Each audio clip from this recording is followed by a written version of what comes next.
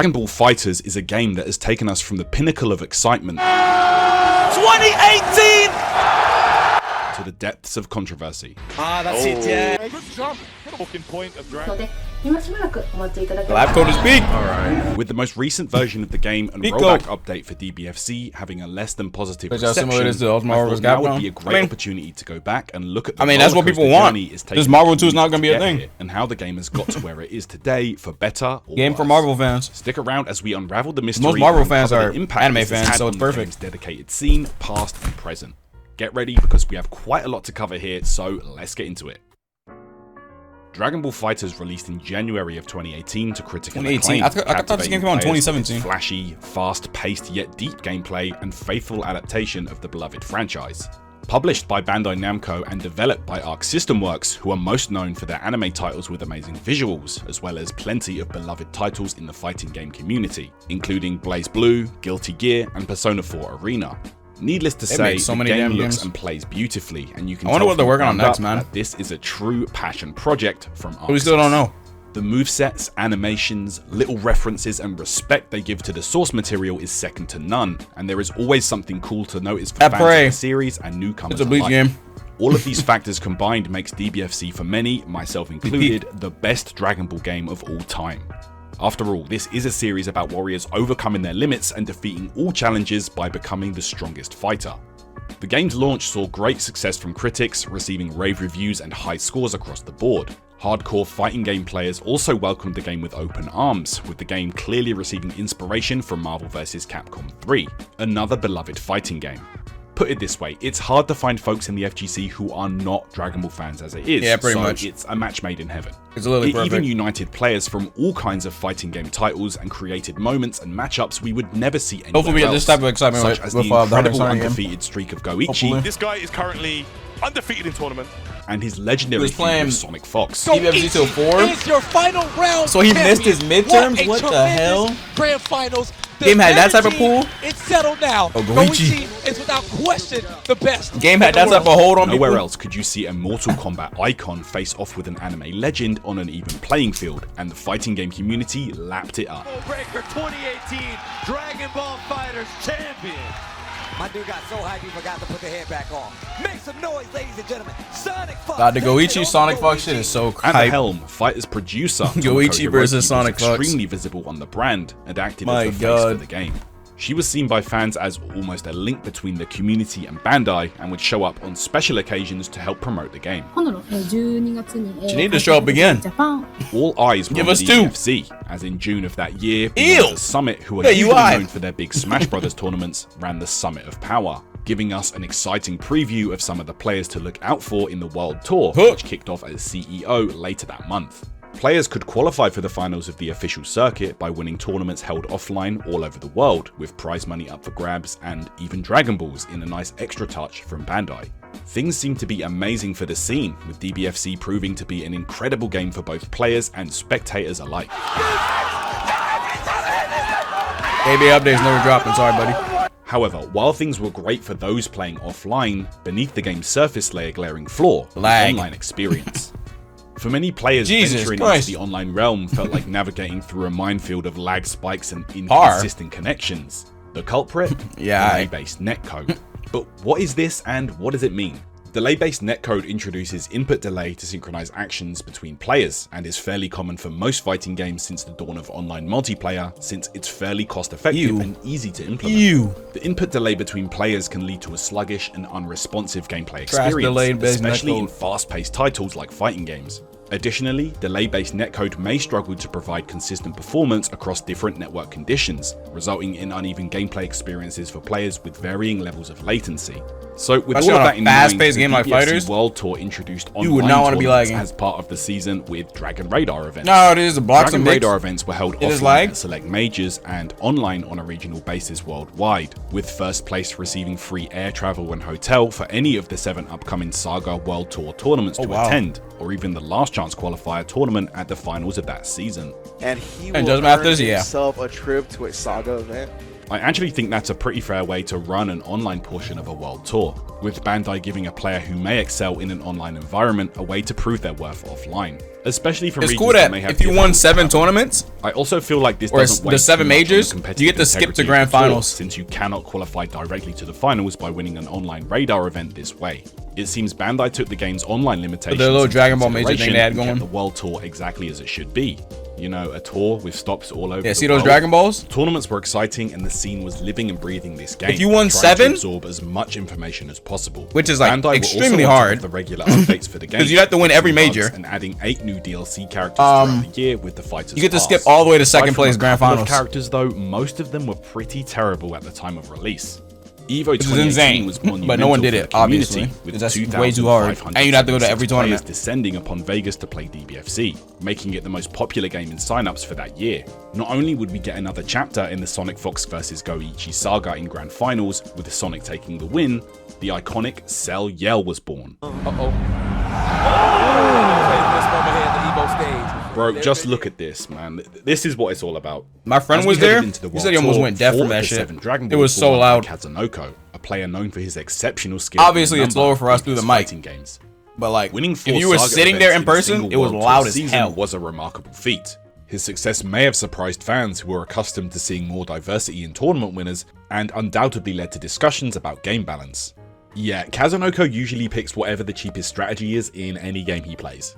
Rather than giving the qualifying spots to the runners-up at the Saga events, however, Bandai decided to run 4, yes, you heard me, 4 last chance qualifiers on the same day at the finals. On the same day? To the final summoning. This was a pretty insane decision, and that day was an absolute marathon for the players involved. Bear in mind, Season 1 had way less damage, and every single game was much longer than they are these days, so yeah. Huge shoutouts especially to Fenrich, who came top 5 in all 4 LCQs, eventually winning the final one and making a run all the way to the grand finals in the main event, where he would eventually be defeated by the Dragon Ball hoarder himself, Kazunoko. Damn. This is amazing. Oh, was that Yamcha? Oh lordy. Also during the World Tour finals, someone somewhere at Bandai messed up royally and posted the FighterZ Pass Season 2 reveal trailer early, showing Videl, Jiren, Broly, and Gogeta Blue. Nice. It was quickly taken down, but because this is the internet, of course, it was reposted everywhere. Hiroki revealed it after the grand finals anyway, but undoubtedly someone was fired for this mistake. Much to the delight of the dedicated player base, a second year of the World Tour was also teased. This is the perfect way to close out the first season of a World Tour, new DLC on the way, and also another pro circuit.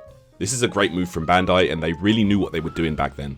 The Season 2 update would officially drop in March of 2019, including a complete character balance overhaul and various bug fixes. It's 3D. We would also get a very special trailer and character release on May 9th. Because Blue Skaters are crazy. This would change the game forever, Blue Skaters or at least are for literally the rest of the year. Moving at high speeds, dashing around and shit. The next season of the World Tour was announced. That probably wouldn't do well for Tekken. See 16 players qualify for the finals instead of 8, and introduce a global leaderboard to keep avid players. At least as a game, you can put one character, sure, but like for a shot at qualifying. A full Bleach 3D game like Tekken, I don't know. Bandai actually removed the online tournaments from the WBC World Tour for this season. I feel like it would just work way better for like perhaps they FighterZ became aware of the negative feedback. A 2D Marvel type bitch game. Offline with various tournament stops in the form of that way you can go full crazy with the characters.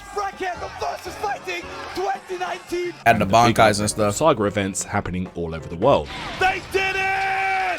More new characters and trailers were being dropped regularly at big events, and the DBFC hype was at an all-time high, despite the game being dominated by the terror that was GT Goku. Terror that was GT Goku? Characters that was seen as the undisputed best in the game. Evo this year was yet again an outstanding event for the game, with the most fitting grand finals you could imagine.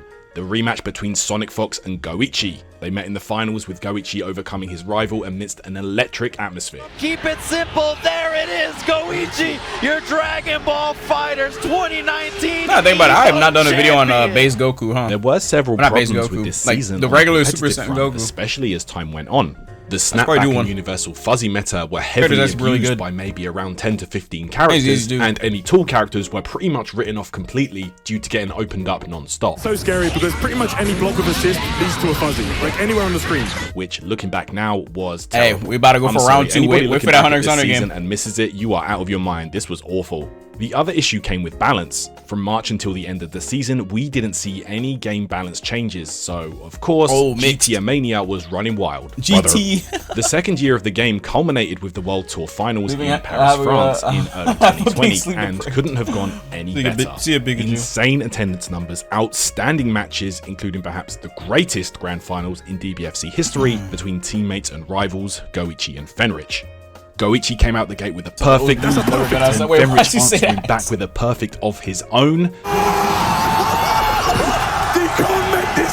This set was just insane, and it doesn't get any better than this. The viewership for this event was also the highest for any Red Bull-backed esports event up to that point. I am the strongest. We would also get some incredible reveals with Fighters Pass 3, showing 2 fan-favorite characters, Kefla and Ultra Instinct Goku, and huge gameplay changes such as assist, UI select, Goku trailer and for limit Sparking break, is gonna which be would make beautiful, your final man. character more powerful. That shit's gonna be beautiful. The future was bright, and DBFC was looking absolutely white hot, an unstoppable force in the FGC, and proved it was here to stay as a staple of any big fighting game event. Strongest, I mean, Goichi was one of the best, or if not was the best. Virus emergency in the US and around the world. The World Tour Finals finished on the 9th of February 2020.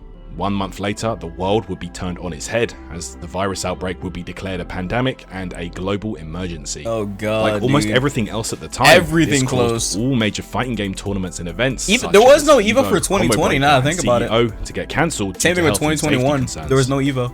These events serve as key gathering points for the FGC, providing opportunities for competition, cancel, postpone, cancel. God it goes damn. without saying this was a huge blow to the scene. Businesses and of were course, struggling. The FC community. What are we watching? With so many of the major events being documentary. cancelled, the player base was forced to adapt, leading to a surge in online events. I feel like the last tournament that I streamed, really this was the same match. While these tournaments provided a lifeline for the community, they also highlighted the shortcomings of delay-based netcode. People do not want to play this game online, bro. This shit is really going for DRs, man. Fully aware of the environment. Cooking. Oh, nah. Do it. With so many online tournaments happening around this time, influential figures within the FGC, including players, tournament organizers, and content creators, started advocating for better netcode solutions, such as rollback netcode. It's absolutely let me go grab some water, chat, that a game in 2013 is what the standard of 2019 cannot reach. This is a term thrown around a lot, but what actually is rollback netcode? Rollback netcode is a networking solution used in online multiplayer games to synchronize the game state between players over the internet. Unlike delay-based netcode, which introduces a fixed delay between player inputs and game actions, rollback netcode focuses on prediction and correction mechanisms to minimize the impact of network latency and ensure smooth and responsive gameplay. Notable examples of games using this at the time were Skullgirls and Killer Instinct, which were praised for their online experiences. However, Japanese developers most likely didn't know how important online would be to fighting game enjoyers at the time. I mean, how can you blame them? They didn't know what was going to happen. Arc System Works' newest game at the time, Grand Blue Fantasy Versus, was released during this period unfortunately, and despite being a great game, was sadly doomed to fail in terms of offline competition, as it never got a chance to be featured at big events for the first couple years of its lifespan. Yep, delay-based strikes again. Bandai would create the Dragon Ball FighterZ show to keep avid players and fans happy with game news, patch note changes, and character previews, and as a main part of these shows, I have to say we did our best to make you guys proud during these hard times, and I hope you enjoyed these streams. I played Tekken the stream already. In-person events you can just rewind the stream. Cancelled for health and safety concerns. You play for like World Tours would also get cancelled for every game, and Dragon Ball FighterZ was no exception. I didn't play that much. Instead, we would get the DBFC National Championship, a new incentive held exclusively online for the most active regions at the time: Spain, France, USA East, USA West, and Japan. This series would see the 8 strongest players from each region play out in a round-robin format over 8 weeks to decide the winner, all online. Of course, 5 regions playing a ton of matches over a 2-month period on Fighters less than favourable delay-based netcode is going to see some issues, and we did so pretty quickly. That was a cool Frieza combo. During the first he dropped it because of the lag. Chris G would play against Reynolds in the USA West League and had a pretty bad experience to say the least. Damn. Solar flare, solar flare. Oh! No, that's crazy. After what could be described as a less than serious set, Chris dropped out of the national championship, that's stating crazy. on Twitter, I've experienced stutter before, but not like last night. I don't play PC DBFC much, and I don't do lobbies, so this was new to me. Last night's set with Reynold was an interesting one, full of mashing and combos. I've played Reynold many times, and it was never this bad. This was almost unplayable. Even during that's the first exactly POD, how I said feel, out bro. loud, this can't be real, and prayed to God I didn't drop the combo. As the set went on, I cared less and less as more combos were dropped. After the third game, I legit thought about quitting. With that said, I refuse to do 6 more weeks of this. Even if I win all of my matches, I refuse to play in a serious situation where I cannot give it my all, and have the commentators make excuses for why I can't do ABC combos. With that said, I'm dropping out of the Wow. That's bad, bro. World Tour. Commentators have to make excuses for why I drop my combos. Because the game is so light, that's why he's dropping his combos. But the opportunity, they have to make some random excuse because I'll stick to if they're promoting the game, well, since they're commentating, they can't just be sitting there saying that the game is lagging. It's not their fault. Lol. Situations like this lose their job. Of course shine a floodlight on an issue that we all knew I was expected apparent. that. Bandai had tried to Marisa provide can an two-touch alternative anyone though. Oh wait, without meter? for the DBFC competitive scene, which you have to commend them for, but inadvertently put the one huge shortcoming it had front and center for everyone to see. This was frustrating just for the off drive community, rushes. as over time, the more online tournaments that took place, the more of an issue this was becoming. Everyone I play online is so laggy. I mean, it isn't like we had a choice, but it was an increasingly heated topic of discussion. Drama aside, the national championships concluded in How long December. is the video again? 40? The last remaining I'm not gonna DLC watch all of characters it. for I'll watch season up to 3 like right revealed here. at the Japan finals, I'm not gonna watch which all of in it. a somewhat Unless I get controversial carried move away. was played offline, while all the other regions had to decide Lowest their health? champion Oh damn, they online. actually did make his health low. Super Baby 2 I didn't think they and would Super because Saiyan 4 everybody's health Gogeta is were 10k, announced, and we all except the tanky absolutely characters. lost it. No way! Looking back at this, it's crazy how hyped the game was, despite us still not having any offline events. See how hype Arc people System are. Works were also working And look at the game now. Strive around this time, the latest release in their story 9,000? franchise. Alright. Despite the first closed beta for the game using delay-based netcode, the devs seemingly listened to the community's cries for an improved online experience, and confirmed the final release of the game would in fact use rollback netcode instead, which they were currently developing. Around this time, the devs faced mounting pressure to address the netcode controversy for existing releases, most notably DBFC. While acknowledging the This is community's early concerns, guilty. Ew, they look at the cited UI. technical challenges in retrofit. Why does that look like netcode that? Look at the into character things. Why does it look like that? They're so tiny. Whose decision was this? Specific game. During The UI looks so bare bones. Well, like not bare. It looks like it's missing something. There's nothing above their health. While acknowledging what the fuck is that? These concerns, they cited Oh, hell challenges nah. in retrofitting rollback netcode Why does into that ew? specific game. Like a stock image. During I'm an interview saying. in July of 2021, Takeshi Yamanaka and Akira Katano of Arc System Works spoke on the matter, stating, "On a purely technical side, is it feasible? Yes, it is. However, it is extremely difficult to retrofit rollback. Because the game was not designed with rollback in mind, you can never know have to when rebuild the program game is from the going to ground start up. behaving unpredictably. That's why it's From so these hard comments to alone, you can see add that a rollback to a improving the game that's online already out. experience of DBFC was never a case of simply recoding the online portion of the game. It's also possible that the limitations of DBFC's delay-based netcode persisted due to a number of factors. Technical or hardware constraints, or even other priorities within the development team, such as Strive, which they could have shifted full focus and budget towards. And now part of Grand Blue, which it would have also been down to the publisher to fund this, and that too. Bandai didn't think it was worth it.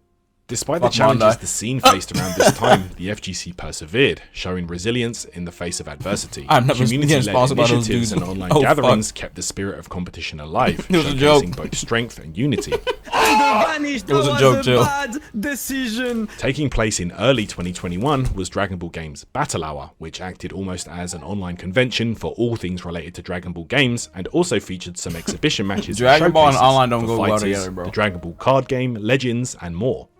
It The used video this online lobby was system sparking, where you could meet up with friends and other not viewers to sparking. watch the Dragon Ball content Z, live in the FighterZ virtual hub. documentary. Pretty cool idea, honestly. We also got to showcase Super Saiyan 4 Gogeta at this event, and watching this back, it was really fun to see some of your reactions to this guy. At the time, it was thought that perhaps he could also be the final DLC character for the game, but oh god. 2021 went on, and the pandemic showed no signs of slowing down. With That's why offline he events was, like, seemingly the not coming actual back last anytime character, soon, and the other than online Laptop. national championship results being seen as almost illegitimate by a majority of the scene, and with no way for international competition to go head to head, it was hard to say which player or region was currently Wait, so you telling me this game never got a season 4? Had been grinding and leveled up massively during lockdown. So much Guilty that is a lot over there of about to get a people season that 4? you see This is mostly crazy. thought that they may be the best Actually right getting now. hoed. Especially with the decline in the Japanese player base, who were the most dominant the last time offline events were held. Of course, with social media, tempers flare and egos clash, and before we knew it, a simple discussion of tier Goku Black lists B flared tier? throughout Yo, B tier Goku Black. Hold on. most dominant the last time offline events were held. My boy. Of course. Damn, this is such an old tier list. Damn, you at Goku's S plus? This is 2020. Roshi is S plus? Damn. What the hell was happening in that meta? God damn. Why is he getting you in a tier of his own? Yo, what? Janemba's A? Gohan is A? What in the hell is this tier list? This looks so weird now. Of course, with social media, tempers flare and egos clash, and before we knew it, a simple discussion of tier lists flared into Vegeta was an A entire too. France versus US debate. Roshi was a demon? They nerfed him? With broke his both back. sides claiming that they would win offline. broke Of his course, back. playing this out online was impossible with delay-based netcode, but with some official backing from Bandai, a special offline event was able to take place in Paris, which would see 5 of the strongest US players go that's cool. up against 5 of the strongest Cloud. French players. We've seen all the talk online. We've seen all the talk on Twitter. Now it's time to back up them words, boy. I want to see. This would be called the DBFC World Championship opening event, which saw a 16-man exhibition tournament as well as a special 5v5 showcase go down, giving us the international offline DBFC fix we've been waiting for so long. Kasuga gonna eliminate Hook Gang God out. Oh, I watched this. Yeah, I watched this already. It wasn't on stream. I watched all of this. Yo, you can hear them losing their minds. I went back and watched this last year. I was like, what the hell is this tournament? It's so stacked. Certified. The match? Mix. This is 4 bars. He's going to kill. Oh my god. Mix. Oh, the pain train. That's gonna be punished. And Kane getting the drain. Oh my lord, they're losing it. Sage out. That second set. Nice one. I can't run. I'm telling you, Hook. I will never underestimate Hook's clutch potential. Yeah, look at America, we smiling. They be forgetting Hook be doing this shit. He a consecrated now, but he will whoop your ass. My man literally went for DP into Spark. As the dust settled, gotta watch the France DBFZ would tournament again? emerge as the winners, and their training had clearly If any forgotten. majors are soon, and then as sure, the I name got of the you. event suggested, You gotta let this me know what year's pro majors though, circuit 'cause I don't would know be what. titled the DBFC It's not World this Championship. fighter's name might be at This Evo year anymore. would not only feature official online So, like, I don't know tournaments, where but we're gonna also watch include one. community events which you could apply for through Bandai's online portal. A mix of invited And players the who did Hunter well at the game national pretty much got championship, shown. as well as players No who one's, placed like, high really on the playing with points this like that. leaderboards would earn a chance to compete at 3 separate regional Everyone's, like, looking finals towards in December Project Out and 2XL. 2021 to decide I mean, the that made champion no of sense. the 2XL USA, and, Europe, and Japan. the Hunter The game. highest placing players here would go on to the World Championship Finals, which would be held offline at a later date. In the FGC, we use the phrase World Tour or Pro Tour or something similar to describe an entire season of tournaments or events officially backed by the publisher.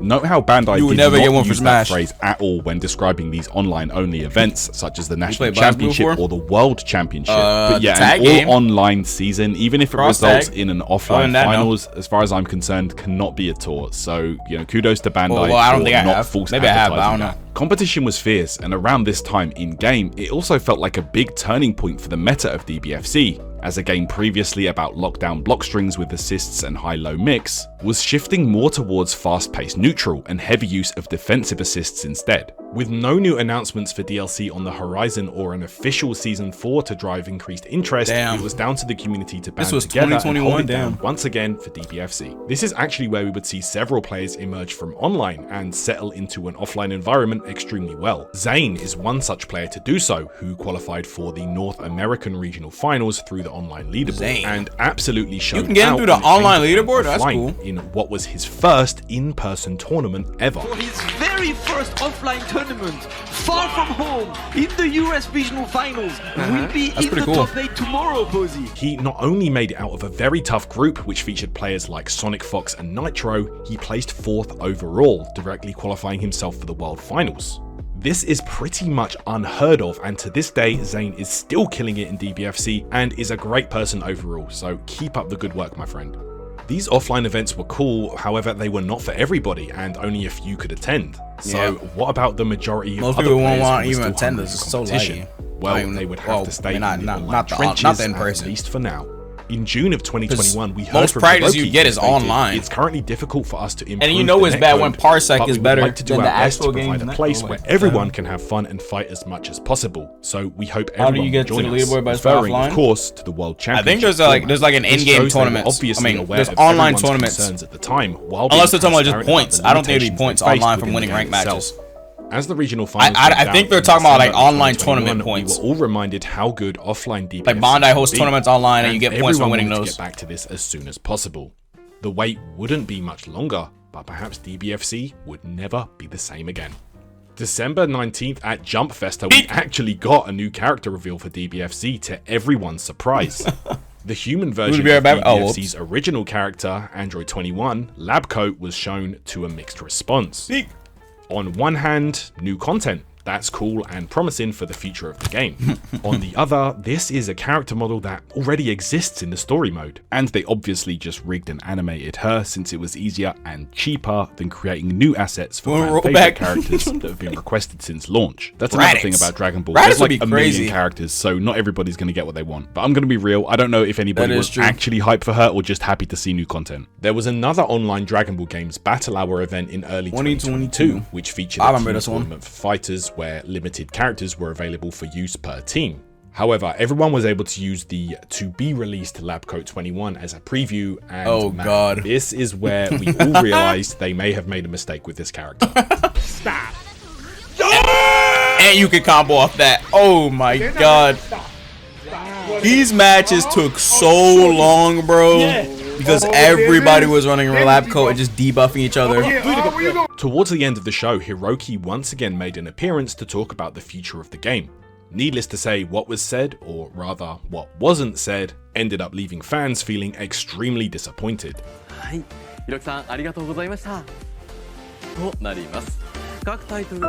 rollback? No rollback?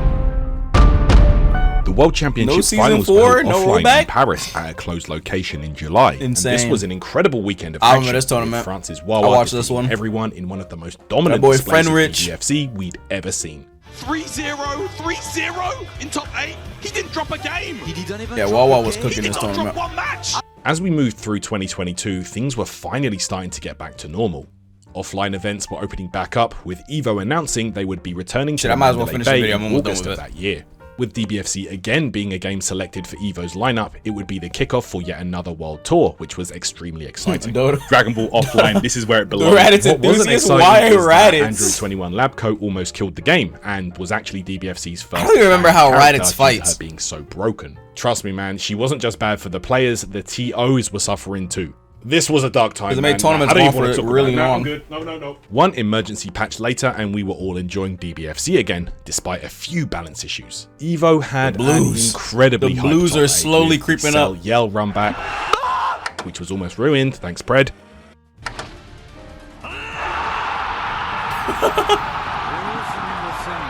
Double Sunday? Oh yeah, he does use Double Sunday. What else does he do? Run back from the World Championship. How does he fight? Finals in I can just look up that Raditz the mod. most viewed set on Evo's YouTube channel, sitting just behind Evo like moment 37. That's the power that Dragon Ball FighterZ had. Damn, that shit is second. What? Moment 37. That's the It's the second most popular video on the Evo channel. Damn.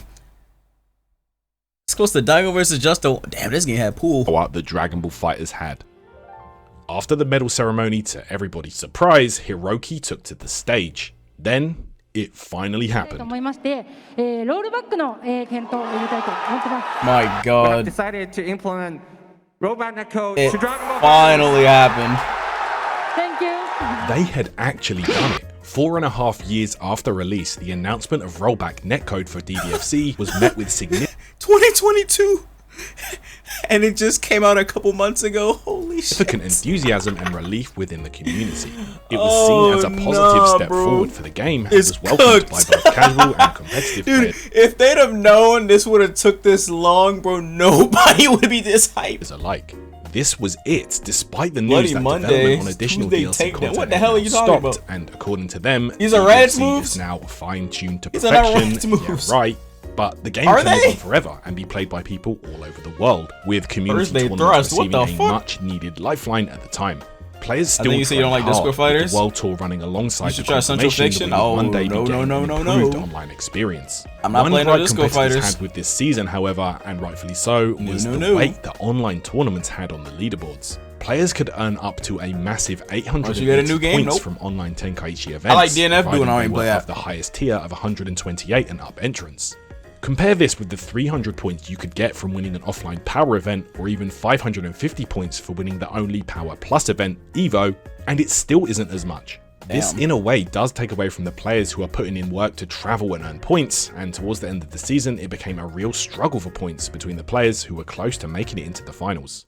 February 2023 brought some good news to the scene, with EVO announcing their game lineup for that year. Much to the community's excitement, DBFC would get another spot to keep players before the last time you'll probably see this game on EVO. The last time would see the first offline Dragon Ball Games battle hour take place in Las Vegas.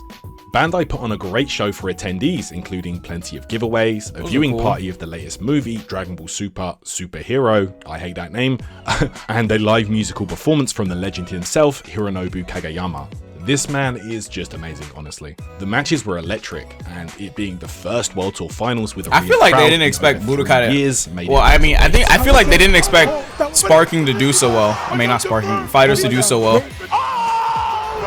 This is why throughout 2022 and 3, they've been silent about DBFZ. No more updates. Because I feel like they only dropped this game as like a placeholder for people to wait for Sparking.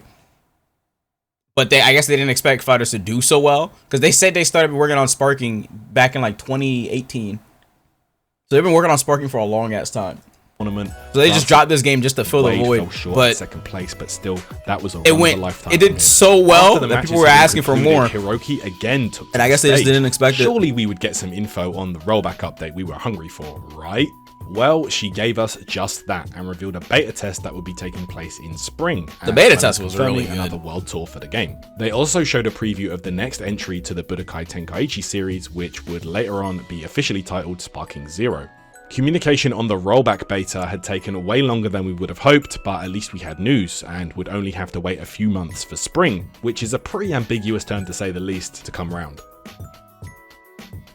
We would hear back from the team around May to reveal that at this point, to no one's surprise, the rollback beta for Steam had been delayed. While this was difficult to hear, delayed again. This thing got delayed like 4 times, bro. To sweeten the deal.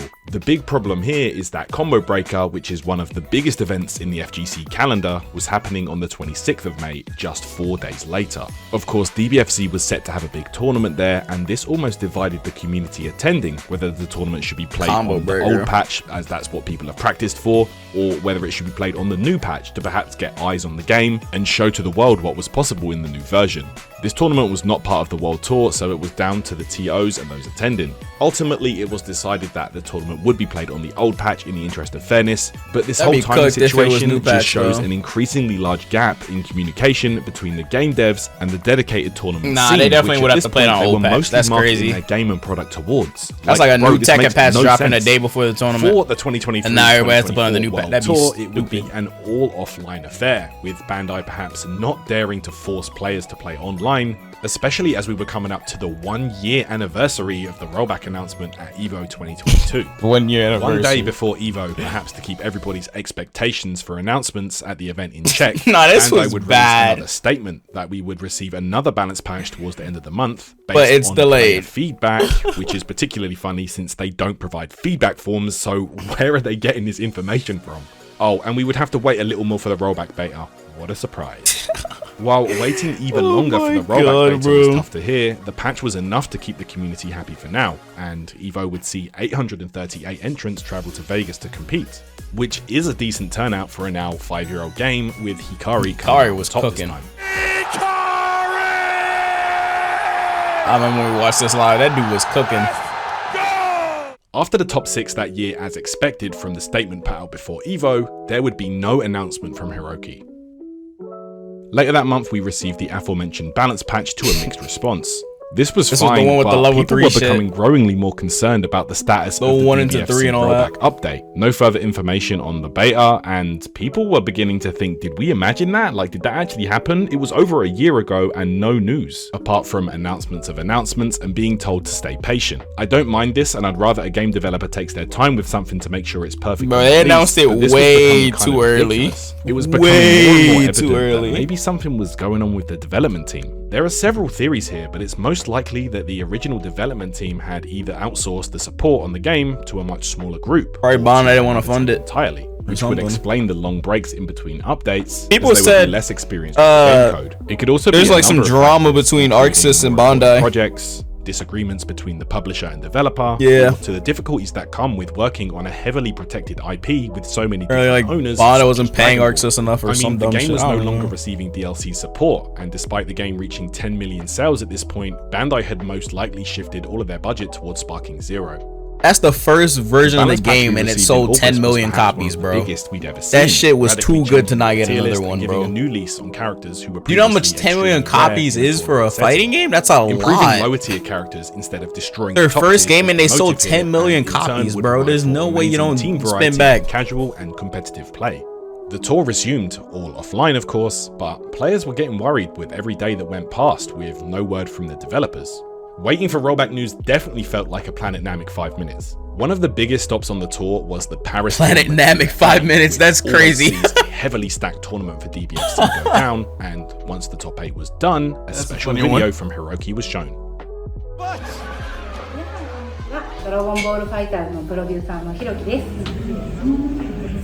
Bro, this was bad, bro. wait, y'all getting excited too early.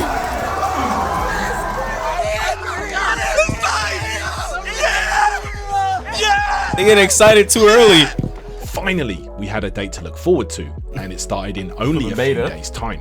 From November 30th to December 10th, Steam players logged in, and man, this was an amazing time for the community. That shit was peak. This beta test had been a long time coming, but the connections were smooth and everyone was loving it. That was a really, really good beta. This game is fun. Oh wait, what's going on? We're about to play Judgment. This is a much different game than Just I played finishing before, this video. and that game was pretty fun, despite the online. It's too good. Sure, it wasn't perfect and it had a few visual and audio bugs, but that's almost to be expected of a beta.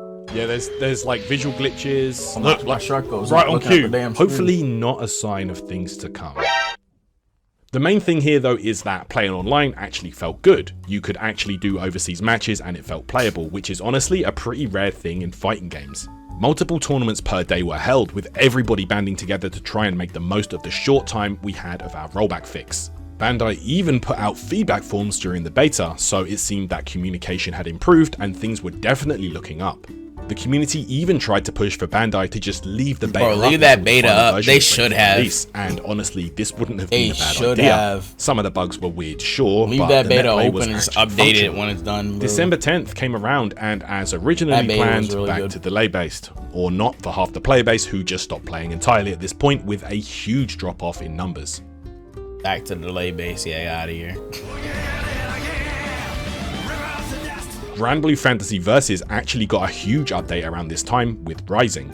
Ironically, this was an Arc system They got that a came new out game 2 years after DBFC and would get a fully fleshed re-release with an upgrade. So you delay telling me they based was rollback working on Rising or instead of Dragon Ball. FighterZ? With the finals Getting coming up, another one. this was kind of rough for those training. It was like, wait, what the fuck? Playing from home was It should have been us. very difficult. Los Angeles was the location for Battle Hour this time. Oh, this and would fans was see not 12 happy about players that. compete for the trophy. As usual, Offline Fighters delivers, and we had a great show. What's the video title? It's The Rise and Fall of DBFZ. Game number 1 here over in Zenzane. 2-0. And there you have it, guys. Wade just Why needs you to so finish this, what? and he will be You're going locking him. to the grand finals. Despite Bandai doing Sparking Zero reveals on the main stage during the grand finals of another game, pretty strange marketing choice, but okay, whatever. Very The strange finals marketing ended with choice. Hikari taking it, becoming the 3rd person in DBFC history to win an EVO and a World Finals. Hikari was cooking, bro. Your Evo champ is also the Dragon Ball FighterZ World Champion. And Wade coming in second for the second year in a row. After medals, we got an announcement, and let's see what Mame Hiroki had in store for us this time. Cursed to be second place. That's so unfortunate. Nothing. Hello, JK. Another announcement of an announcement. One positive here is that she said the team did acknowledge the effort the community put into organizing events during the beta back in December. There were fans holding out for hopes that maybe Bandai was planning an upgrade for DBFZ for the PS5 and Xbox Series, similar to Granblue got with Rising, perhaps a bundle with all the DLC and the rollback upgrade for a discounted price, or something like that. EVO's announcement show went down in early February, and this is when we knew we were done. This was a huge blow to player base morale. The EVO announcement show happened, and FighterZ was not announced. That's how you knew, yeah, this game is over. No news of a date for rollback. No fighters there at EVO. Oh yeah, kickoff for the World Tour, but no sign of that happening. It was looking bad for the remaining player base. Suddenly, out of nowhere, on February 28th, Dragon Ball Games tweeted that the PS5 and Xbox Series versions of the game, as well as rollback for all platforms, was coming out as soon as tomorrow.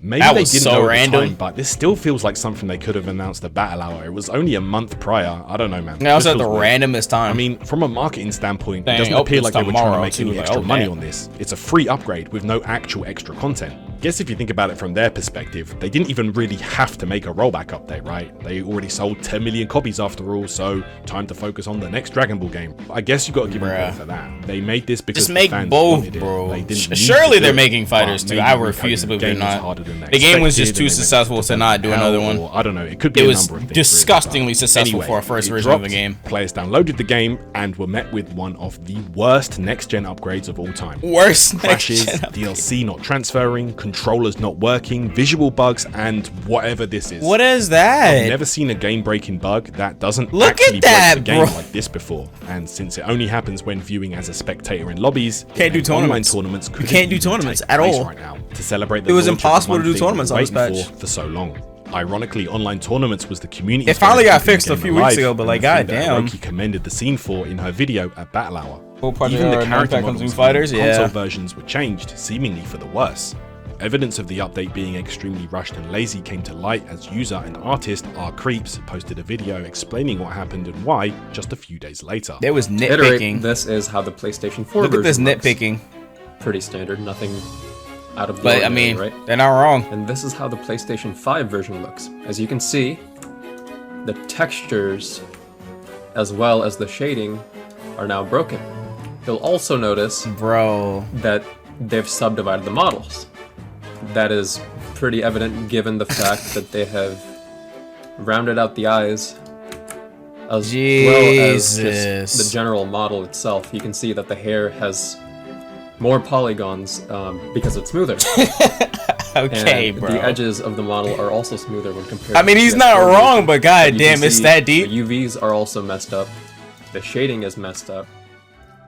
Since the rollback release, as of this video, the only thing Bandai has acknowledged and corrected was the problems with the Xbox version. During the time of editing this video, we did get an update from Bandai via the Dragon Ball Games Twitter account, stating they're aware of issues with the current version of the game and they're looking to address these in April. Still an entire month to say something. The visual quality. Come on, Bandai, do better. They said the quality downgraded when they upgraded. It's sad and kind of ironic to see the game which once stood out from the pack of Dragon Ball games published by Bandai as an example of how Arc System's passion and vision could create something so meaningful to so many people, but judging by this release, became just another rushed, broken down title.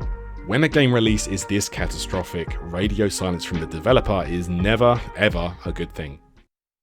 Damn. On March 8th, Dragon Ball's official Twitter account announced that the creator of Dragon Ball and manga pioneer Akira Toriyama passed away on March 1st at the age of 68 to acute subdural hematoma. It's hard to put into words the impact he had on the world and will continue to have until the end of time. I've already given my thoughts on what Toriyama's works meant to me personally they went crazy in the video, but this seems like a good endpoint to the video, as without his vision, this legendary fighting game wouldn't even exist. It's hard to say what the future holds for Dragon Ball FighterZ, since right now we're in a weird place with regards to the current state of the game and seemingly dwindling developer support. A fighting game can never die as long as there are people playing. The command grab whiff, there are still plenty of people interested in super dashing and TODing their opponents. TOD? Whatever happens, DBFZ will go down in history as a passion project from a dream team of Arc System and Bandai to break the mold of what we ever thought a Dragon Ball game could possibly be. A game which, like the series, became beloved worldwide and united so many people regardless of language barrier, race. It didn't used to be like that too. They got a gigantic graphic upgrade. And of course, Dragon Ball. I've been Tyrant, thanks for watching, and I'll see you in the next video or stream. That was really good. That was really good. Alright, let's play Judgment now.